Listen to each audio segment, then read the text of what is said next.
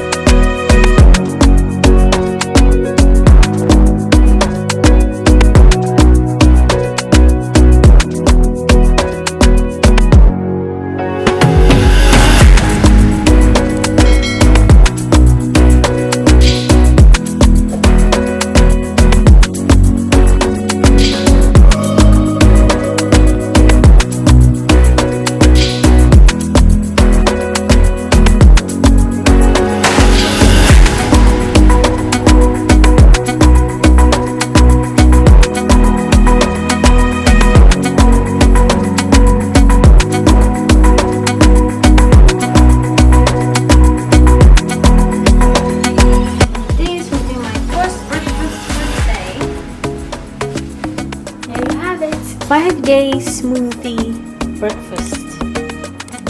Thanks for watching. See you guys again in my next video.